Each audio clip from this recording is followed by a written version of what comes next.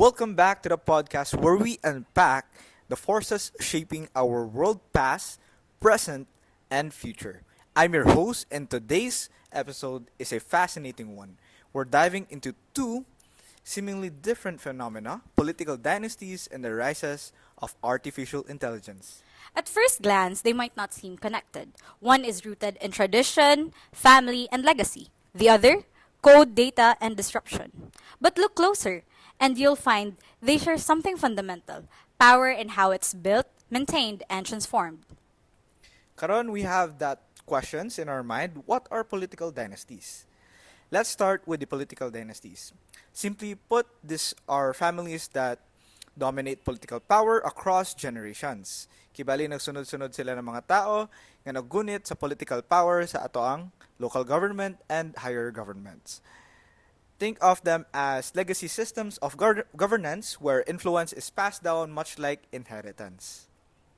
In many countries, political dynasties thrive because of name recall, access to resources, and established networks. Voters often associate familiar surnames with stability or trust, even if performance varies. But critics argue that dynasties can limit democratic competition when power stays within a few families. Opportunities for new leaders shrink. It becomes less about merit and more about lineage. Today, we have here someone who is passionate about his advocacies in good governance, professionally a university community organizer, a students' rights activist, and currently an advocate for peace and inclusive governance in Mindanao. Youth City Councilor or Youth Development Council in 2017 to 2024, 2025 to present. National Council Representative, Akbayan Youth, 2025 till present. Former President of the Union ng mga Estudyante sa Mindanao, Union Mindanao, and Xavier University Central Student Government 2024-2025. So, you have been a leader since 2017. That's 9 years. Given your experience as a leader and your deep understanding of the political landscape, I'd like to bring the discussion closer to the ground, particularly here in Cagayan de Oro.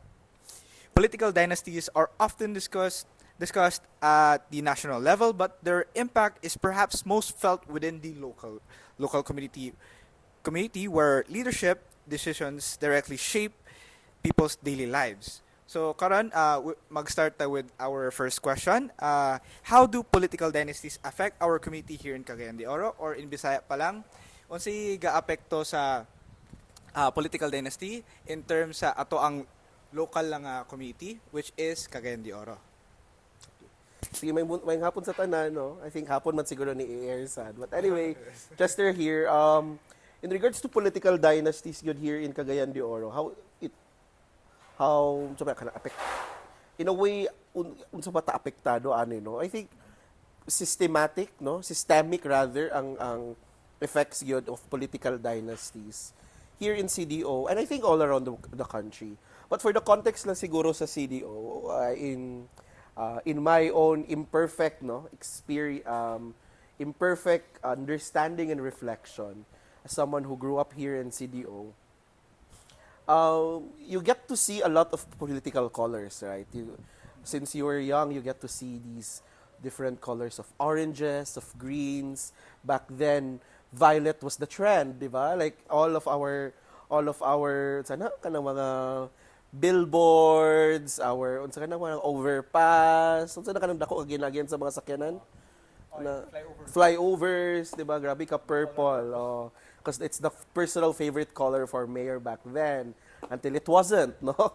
So at some point, ako lang yung madumduman sa una bata pa ko, medyo political dynasty in CDO has been quite colorful in the eyes of a young person. Ano kung lahi na ang mayor kay green na dayon? Kung lahi na pa na mayor yellow na sad, weird, no? Kung mato ka District 1 purple, pag mato ka og kanang syudad na diri somewhere sa Agusan or Puerto kay orange na sad, no? Sabi ana. But anyway, mao gid to sa ko utok back then, bata pa lang ko. But as I grow up, no, ma-understand nimo nga beyond that kind of colorful things that gina-impose sa ato sa mga political dynasties in CDO, it's actually you can see how political dynasties in the perspective of someone who's engaged in government like me and in activism, kita nimo no political dynasty has become a business. You don't get to become an official here in Cagayan de Oro City if you don't have millions. True. Clearly maklaro man na no, every time nga mag-election, grabe mang dawat ang mga tao og kwarta. Expected yun nga pag si Councilor X ang modagan makadawat gyud ko 100. If si Mayor candidate A ang modagan kay makadawat ko og 6,000. So malagi ka na kwarta, for sure it's been in their business, no? And if makita po nato right now, most of the business establishments right now in Cagayan de Oro City, especially the big ones, no, are either a business owned by within the family of politicians or na franchise nila, no? If I won't say na lang siguro what specific gasoline station, but one of the most prominent gasoline stations here in Cagayan de Oro City is owned by a certain part of the administration right now in CDO, no? If storya pod kag mga local cologne brands, no, dili na lang pod ako ingon, but it's owned by a former city official as well. So if makita din mo at some point, and all of these projects that they've got siguro allow them to get a lot of money in politics, probably, no? So that's one. There's that level of understanding that the concentration of economic power, no, kanang ang pagdumala di ay sa usa ka syudad allows people to control also where the economy goes, where the money goes as well, no? Who gets to have this project, no? So that kind of system allows for one person make the political power or being a politician somewhat a business. And as we all know, ang negosyo ra ba sa Pilipinas kay always hereditary, no? Kanang ihatag yun nato sa tong mga anak, no? Ihatag yun nato sa tong pamana, legacy, ang akong legacy kinaas sa akong anak. So, may tabo ang kana nga prinsipyo or konsepto sa negosyo diri sa mga Pilipino na timingan maapektuhan pod sa politika. Kaya ang mga nahimong politiko, kung nahimo nilang business ang pagpamulitika, mapasa yun po nila sa ilang mga anak. And maklaro man sa nato that most of our city councilors right now are either brothers or sons or daughters of former politicians as well, no? We get to hear the same names, no? When we were still young, mo na nilang mga apelyido sa city council. When our parents were still young, mao gyud po ang apelyido sa ilang mga politiko sa city council, no? So those kinds of things. That's one siguro in terms of economic and cultural nga concept in Cagayan de Oro City, in terms of how we are affected in political dynasties. But I think second and most important pod is that we don't get a lot of say anymore in terms of how we should run our life. The lives of people in our own communities and sectors. If you try to think about it, why isn't there a fisher folk representative or at least a leader of the fisher folks or agricultural sector na city councilor, no? Why isn't there a student leader or genuine youth leader in the city council? No, why isn't there a genuine champion for women in the city council, no?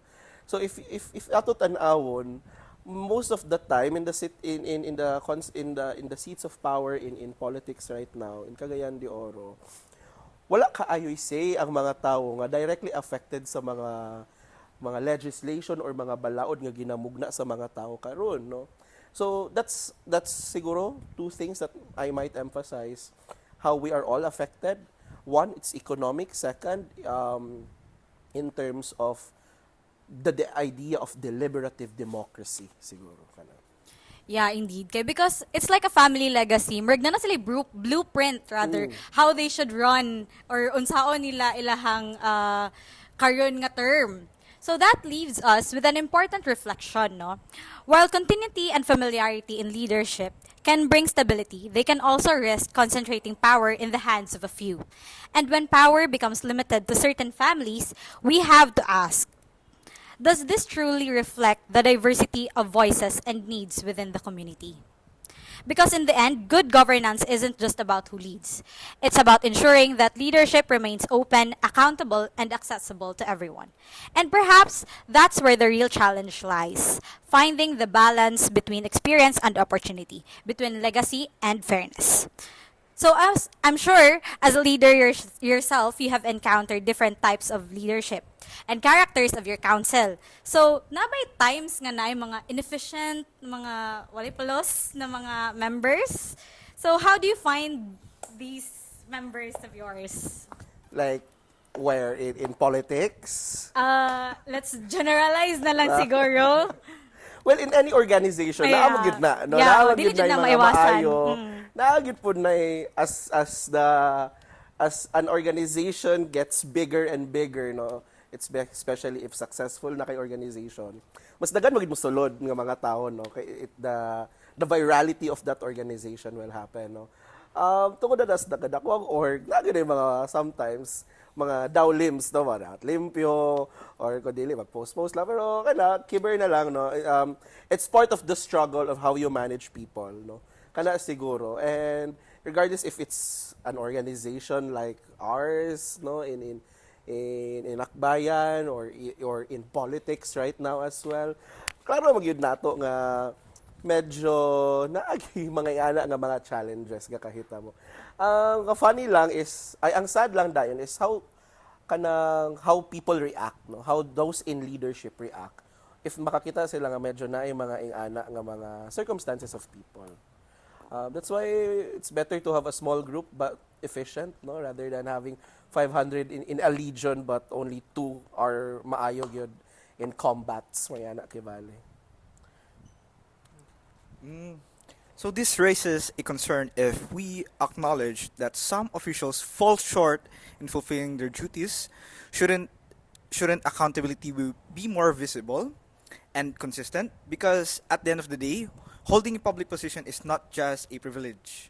It's a responsibility, and when that responsibility isn't met, it doesn't just affect internal systems, it directly impacts the people they are meant to serve. So perhaps the real question becomes not just how we view these officials, but what mechanisms are in place to ensure that they are held accountable and whether those mechanisms are truly effective in practice. Would you say that the current system of the accountability are enough, or is there still a gap that needs to be addressed? So kung ato pa bisa, nabay kakulangan ato ang accountability system or kanang pag ila sa mga taong nga gagunit aning responsibilidad, nabay pagkakulang, or naba siya something na you want to see or gusto nimo makita nga ilang i-improve? Well, we are in a democracy, so I still trust the idea of the democracy that we are living in right now. I still siguro sana I'm still happy, no, na we get to say these things. No, I think I'm quite optimistic that there's still a part in our medyo sad, no, story of a nation like us in the Philippines.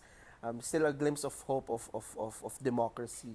But in terms of the concentration of power, you know, kanang and accountability measures, I believe there's a gap, no?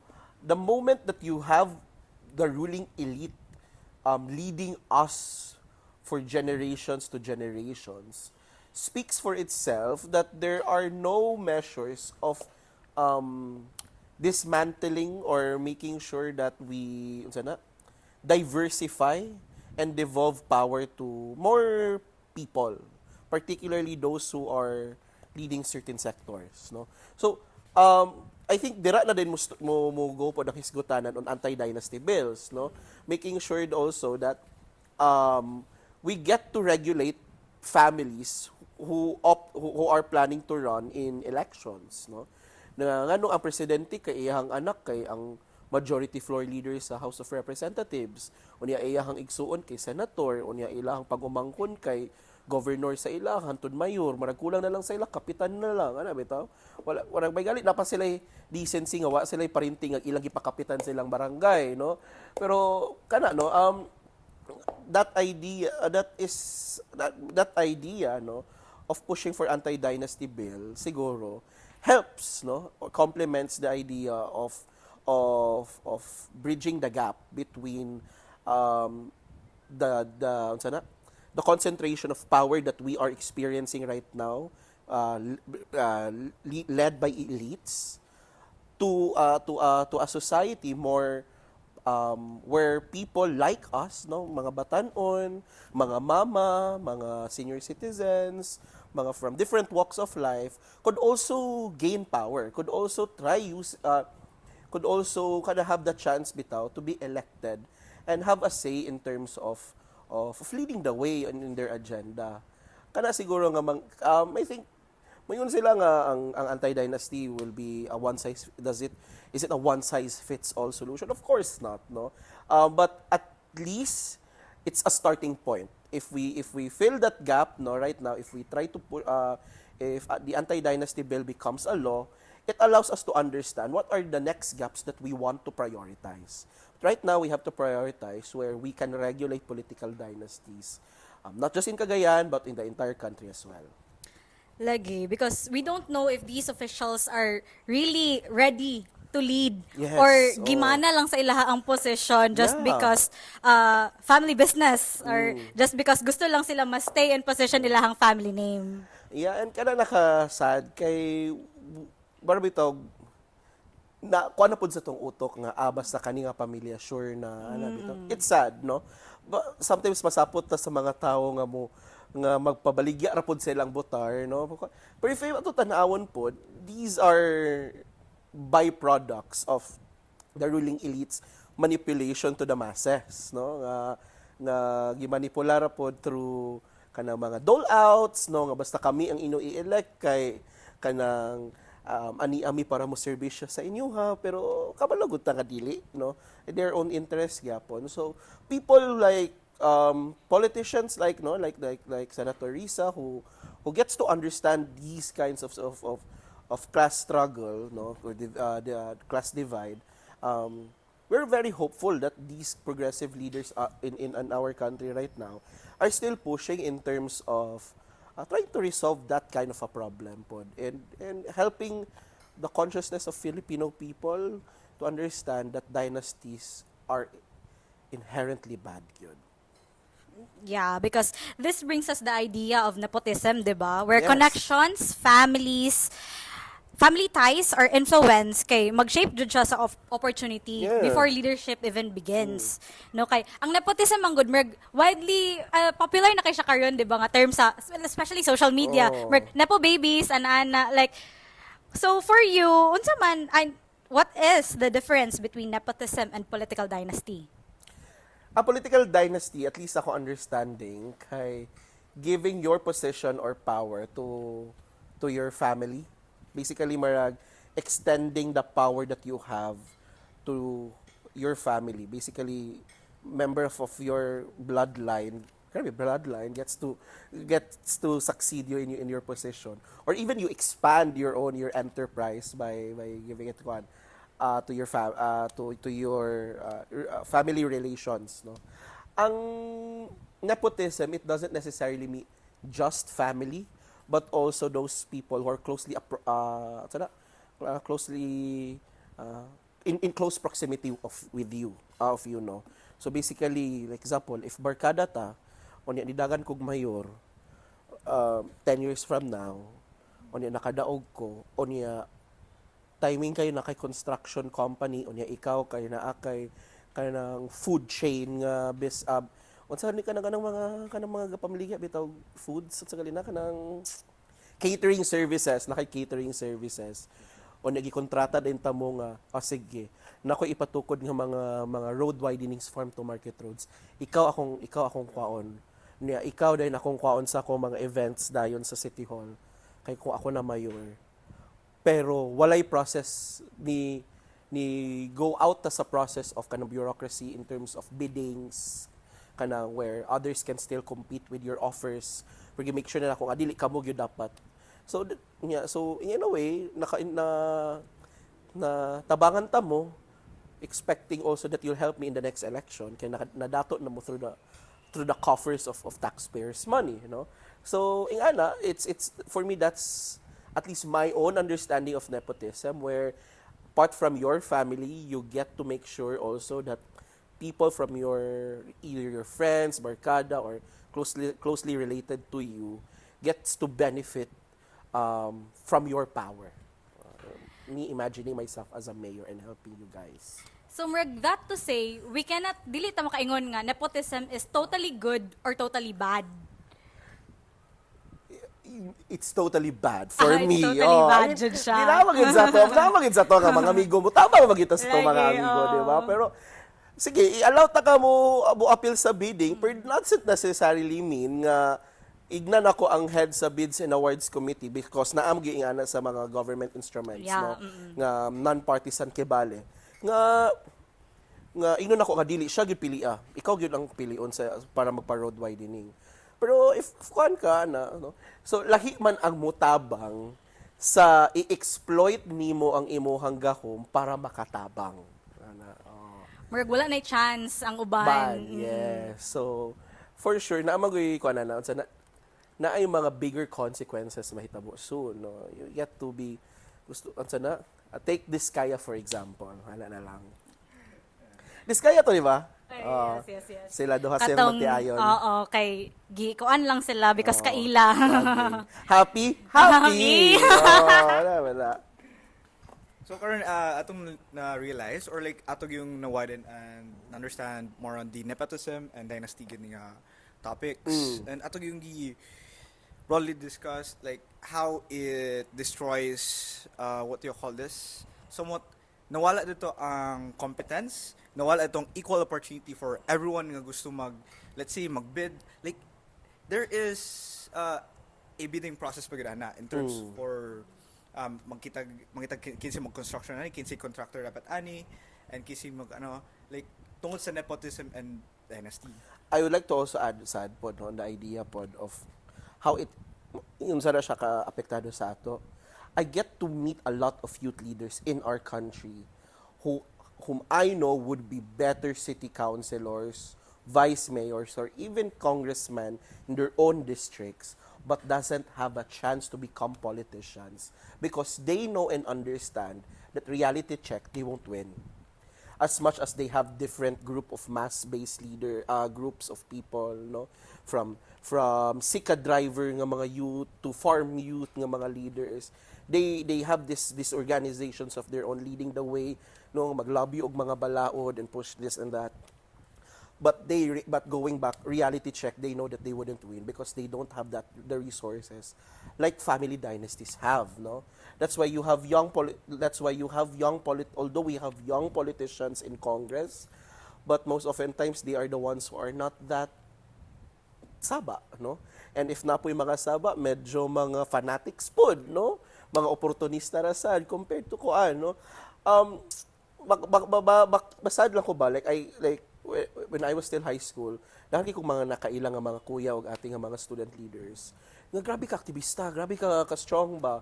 We're also active in the youth councils in CDO, no? And then ma-realize mo bitaw nga they could have been good SK chairmen, no?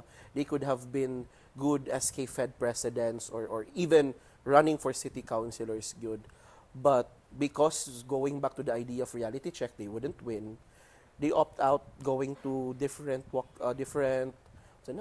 roads na lang, no, being part of the corporate slaves as they would say it. So sayang na we could have a generation of youth leaders who could have done something to position our country in a better condition, but they know that the spaces for them to do that are not inclusive for them or the spaces are close to them, no. Marang gisirada na sila kibali. Sad, no. So kabalo ko di ko mamayor anytime soon. So So kana no, yana, and it's sad because dili ra man gud ato ang generation na naka-experience ana. But those even younger than ours, imagine, sad lang kaayo that there used to be a group of young leaders that were appointed by by Cory by the time nga nakadaog ang ad sa people power, appointed chief appointed vice mayors nga mga batanon pa. But sadly, ilahang mga pamilya gyapon ang gadumala karon. They could have used that as an avenue to expand participation from different walks of life na mga batanon. But still, their names are still on the billboards and on the unsa na kana mga tarpaulins right now. So kana, I'm just hopeful that there would be a generation of maybe dili pa siguro sa to sadly, but siguro na gyud generation of young leaders who gets to run for positions they want. Kay gakahitabo karon kay gabeg pa sa mga konsehal, gabeg pa sa mga politiko. Please ipas na ning students rights ordinance. Please ipas na ni ang amoang youth nga ordinance. Please ipas pa ning kaning kuan kay na group discussion na may konsehal, na group discussion na may kong, may ana bitaw like kanang kapoy kaayo sige beg sa politiko para lang ma-push imong kuan nga kabalo ka nga if naalay chance nga makadagan ka and makadaog ka, you know nga kana you get to do a lot more than just lobbying these things. Yes, that's the sad part kay kanang actually youth kay daghan kay sila pwede mahatag pero they're not given the chance. Ba? It destroys the opportunity for everyone. Yeah. Not just like then for the next generation. Hopefully they'll be given the chance. Good, and it's really nice nga ano po. We're still hoping and that we're still trying our best to ignite the fire. Good, like nga. I still believe nga nagapoy competence, accountability. It will soon happen, Yeah. and we do believe in that. Sama sa gayon ni Dory, just keep swimming. Just Atong keep swimming. atong generation just keep swimming. Basta hindi ay. Kana lang guys, like today is just I guess we see that how the dynasty and nepotism destroys opportunity and accountability. Kay ilahan ng mga ka-close or the people that surrounds them is the one nga mo cover up sila ha, and ang competence murag dili ga kay tabong competence kay ang mga tao nga gusto mag-compete or like the people that really strives their best to become the best they can be or that strives to be on top just to help the people in need is like gaka-destroyed just because kato lang ito yung gingan niya tungod sa naimo sunod kay inheritance gimo siya inheritance business nga na and kana napud unto ko gusto i-align with this with political dynasty and nepotism on regarding the AI, so the artificial intelligence, on how it really impacts with see how does AI impact with we call the political dynasty, like how does it boost or also may say what gives it the push nga murag mas nilala ang issue with political dynasty using AI. Yeah. Well, apart from them using AI to make their own PowerPoints and their own nga mga publication materials, my God. I actually remember one katabi taong ni trending na AI interview. Sorry, Ni trending Unsa? na AI interview. Chika, unsa na? Hindi ka sure sa specifications ha. Basta natin ni trending sa TikTok na AI interview about, I think that was Bato de la Rosa. Yeah. It was in the Senate, like si siya open siyang phone. It was like ganito pa yun, ganun na. It was like being somewhat interrogated or being questioned about his works, like And klaro kayo nga mara siya gagamit sa AI. like, My open niya ang phone, God. gaana siya scroll. My God. Ulawa na oy that yung politicians nga.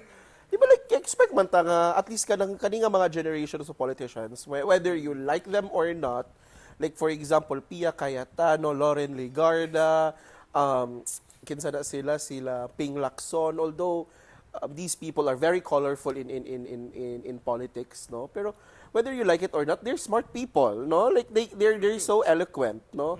They we may not like the way we may not like the content of their answers or their responses or their stances in politics right now, but let's call a spade a spade, no?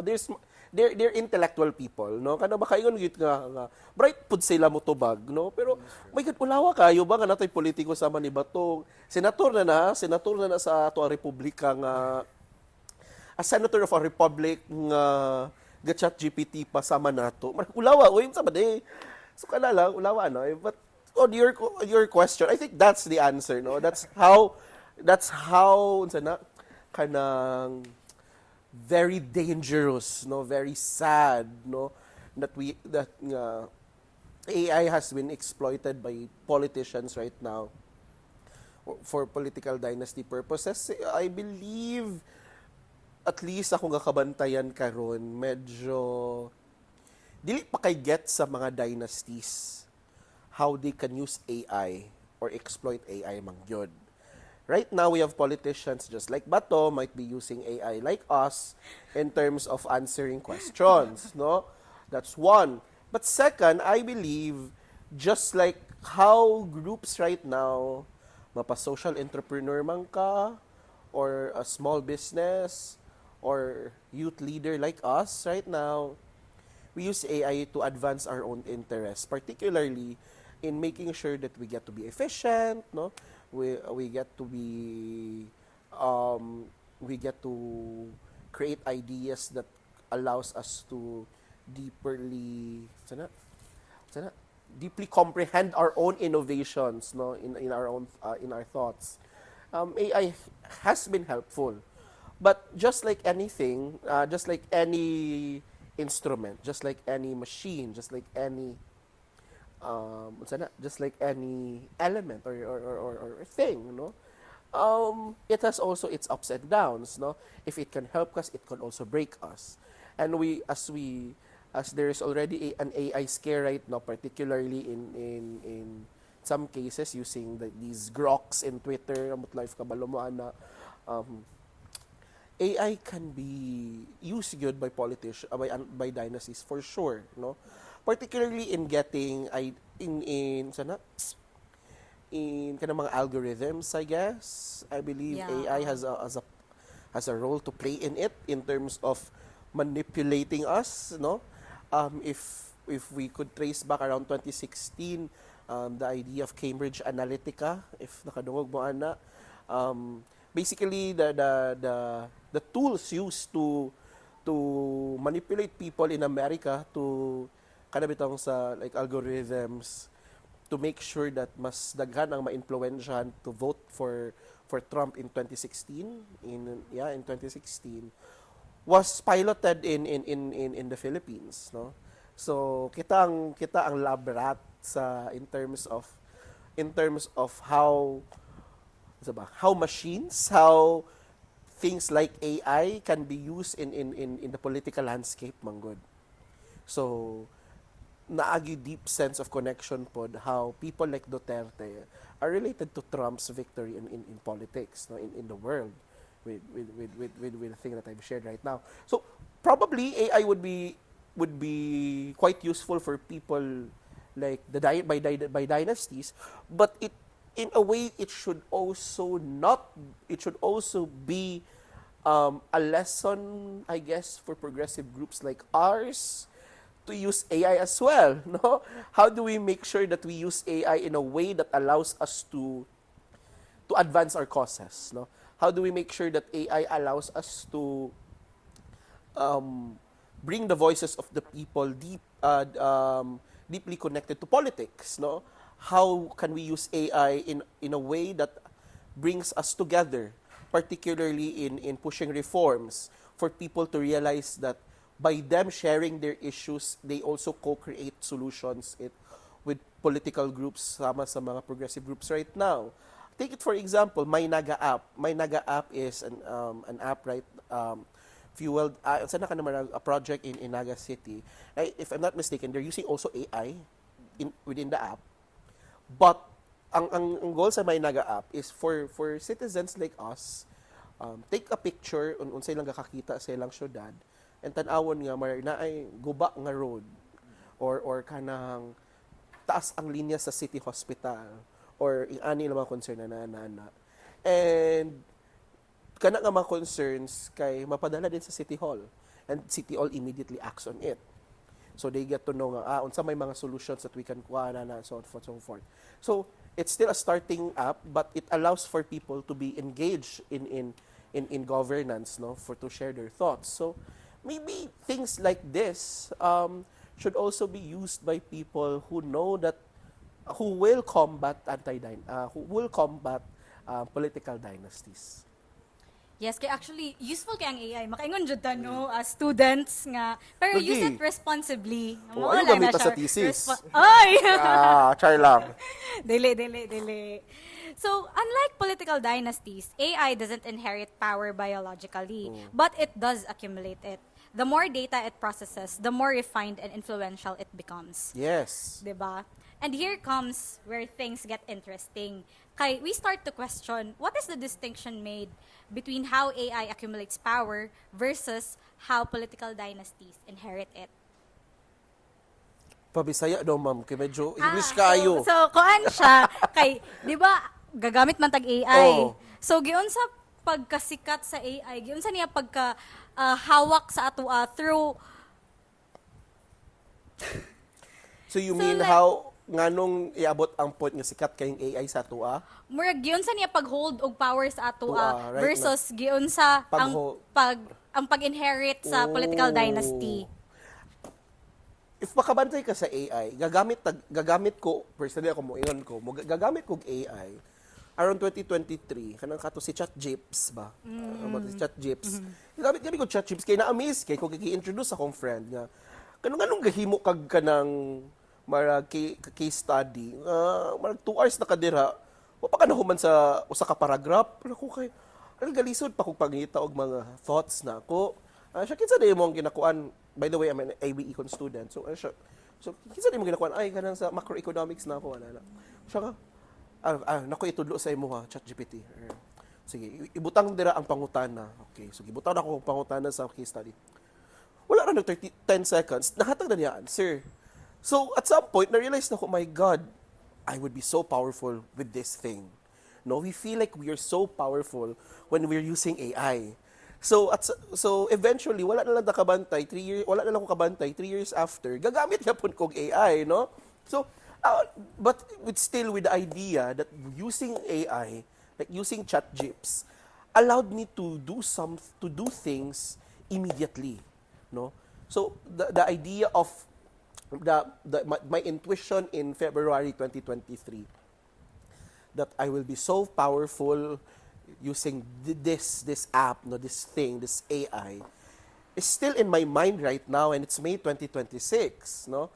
So I believe that kind of thought process is also somehow similar also for other people as well, no? We feel we are so powerful, or our lives are more easy when ania si AI to guide us or to help us. So to the point that we're so dependent to it. And at some point, napod siya kung tanaw nimo na siya kanang starking resemblance with political dynasties, that dynasties politicians used to help us, no? These politicians, before they became dynasties, used to help us. Busa kanang relational magud kay ta, no? Kanang grabe ang tabang ni Mayor X katong kapitan pa siya sa amo, tabang subutaran gyapon ako siya kumudagan siya mayor, ana-ana bitaw. To the point nga kanang bitawng nahimo na pud tag dependent sa ilaha. And dynasties loved making projects that makes people dependent to them, no? I don't need to remind everyone what dynasties are doing right now in the entire country, where instead of going directly to government agencies to get for health services, kailangan pa maglinya sa politiko every now and then para maghatag og letter. Like, nganong kailangan pa man isolicit para dili na ka magbayad sa imuhang sa imong tambal or basically sa imong pagstay kay na-admit ka sa ospital. Ha, bitaw. Sana ka ang equivalent na ra di ay karon ang marami bitaw sad kayo ba nga equivalent ra ang mag-solicit kag jersey kay namoy liga sa kanang sa kanang nagsakit pud ka. Kay same ra ang adtuan maghatag red letter sa mayor. Ana bitaw. But going back, that kind of actions no allows us to be dependent to politicians, and over time to the dynasty that they belong, silang belong, no, kay from ligang solicitation to kung magsakit ka, tumuadto ka Manila kay mag-taking kasi mo board exam, gahatag man tagpapil sa to mga mayor. So to the point nga mapasalamaton kay ta mga dependent ta.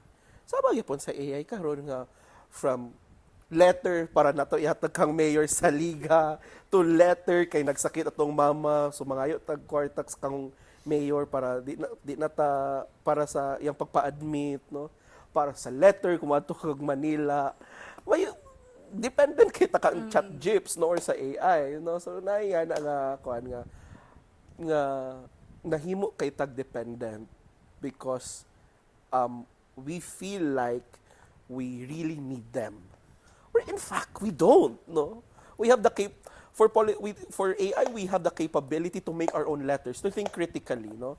We don't need to make PPT or artwork with AI mang yun, but tapulan lang yun ta, no? So, same pod with politicians, no? We don't need to vote for the politicians just because they give something to us. At the end of the day, it's their role to give something to us, no? It's their job to help us, no? To provide funding, to provide government projects, to provide services, no? Sometimes we tend to forget that these institutions like AI or dynasties are the ones needing us, no? But somehow there's that sense of manipulation that nga gamo nagakahitabo karon. But then again, just like AI, I do believe that it doesn't weaken us. I believe if you go sana like for example kanang sana for example katong calculator, wala man nga bugok ang tao pagka-create sa calculator, di ba? Mas gaka-hard lang ang mga calculations, right? So, di ba? So I think we also need a calculator for dynasties right now, no? Just because we have, sorry, pangit akong analogy, but my point right now is if we need regulations, if we need to make problems more complicated so that we don't get to abuse AI, we also need to make regulations that allows us to strengthen our democracy and dynasties gets to weaken, no? So that's why anti-dynasty bill is there. Hopefully, mas mapasa. Ano? Yeah, actually, diha dyan sila mga kuwag power, no? Like AI and political dynasty. Kay, sa una, actually, before pa ang AI, kaya man na to. Di ba? Oh. Makasearch man ta on our own. Oh. But, over-reliance. Tapsilog. Magtinapulan mang yun. Yeah, mauna, tungod na anay AI, easier ang life, dito na lang ta. And pareha po sa political dynasty nga because sila na ang family na naglingkod, dito na lang ta. Di na ta kailangan mag-effort for a new leader. Yes. Siya ginana, di ba? Diha siya nakakuha power from us. Remember, like the impacts of AI, it started like somewhere in 2020 ba to ang AI ba? I think sa una pagit ng AI, to be honest. So Mas accessible lang siya to us. Mas accessible lang siya karon. Ever since tong gi-open na gid siya. So tungod ana like grabe gid yung impact in terms of political dynasty. So grabe pa yung impact sa mga people nga instead of like utilizing their own abilities and capabilities nga sila mo lihok sila mo trabaho same before as you said niya masyado gid before kay grabe lang ang pag-work, grabe lang pag effort like maghatag gid sila para sa mga tao just for them to be voted once again, just for them to be recognized once again sila hang work. And sa karon just because of AI tama na lang sila work instead from paper to the actual work, tama lang sila sa with the paper. Work nga na siya gatinapol sa with because of AI. Just because they think AI can fulfill their dreams or the AI can fulfill a lot of things nga na. Pero apparently it really has both impact with in terms of competence pud sa mga people nga gusto gid maring kamot may mo ng tapsilog tapulan nga. Malagi nang gakahitabo karon. So since now that we have really broadened and we have really understood a lot about how the AI impacts with our the political dynasty around here in Cagayan de Oro, though broad pa natong na-discuss, at the same time, we also highlighted how Cagayan de Oro is being impacted with AI, how the politics is being impacted with AI on how it affects the accountability, the competence, and the abilities of people nga run through politics, and the way with how they express their intellect around the politics nga dapat ilang express in a humane way. Karon it's like it's being expressed in an AI way nga. More where's the effort? Where's your more diplomatic action, your diplomacy, or nasayang imong pag school if you're just relying on AI kada. So since I think that will be also akong takeaway with what sa atong na-discuss today, and I'm really grateful that you have really discussed with us today ang sa naitabo sa regarding or with your experience. We are truly grateful and honored to have heard everything imong na-discuss with us about the impacts of political dynasty, nepotism, and like the alignment with nepotism and dynasty sa AI, and that has really helped us understand more deeply yun sa kasi what affects the system within our local government, and I think applicable nationwide nga na kay kato it's really something good when it comes to political dynasty and AI. It's something that created a very large impact, though very tiny bits lang yung pag-impact sa to, like slowly but surely di hininisig kadako from Sa relasyon, slow burn. Oh, slow burn. Grabe siya nga slow burn with the relationship between AI and So, karon that we have heard, and I think that was all with our questions, diba? Yeah. So, now that we have been truly blessed and been honored by our guest speaker today, we would be honored to give you a token of ours from from Dakila to sir, to kuya. Our token. Hello, happy Mother's Day. Happy Mother's Day. Happy Valentine's. Thank you so Belated much. Happy Valentine's. Nice kaya flower bay. May pag last week mo nag-invite sa ako para yatag na kunin sa akong mama. Grabe gigamit ang time. Thank you so much. We are honored to present our token, and we are honored to have you in our venue today, mag-speak for our podcast, and we are really grateful yun nga naka-discuss kita with the political dynasty again. Kuan pa siya, lisod pa kay siya nga hisgotanan. But yeah, I'm so happy and thankful for you inviting me, guys. Sana bawi-bawi pod ko kay I used to be part of Dakila's Hero Sub in 2020 na fellowship, so marag bawi-bawi sa ko I used to be in this position as well. And I love Carmen Art District. So pagkabalo na ako nga sa Carmen Art District, ay ibutang ang basically ang venue ang Gukay. Uy kay diriwe ang mga kalihukan sa una during the Trillion Peso March. If you were there in September, diri may naghimo sa mga placards, and it's nice, no? You've picked a place where a community has grown, no, to voice dissent, especially during the flood control scandals in the country.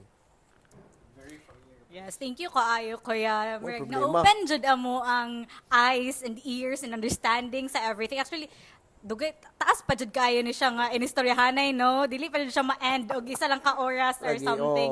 Pero daghan mig na learn for the short while sa atong interview. Okay, thank you so much. So that will be the end of our interview. Thank you kaayo kuya.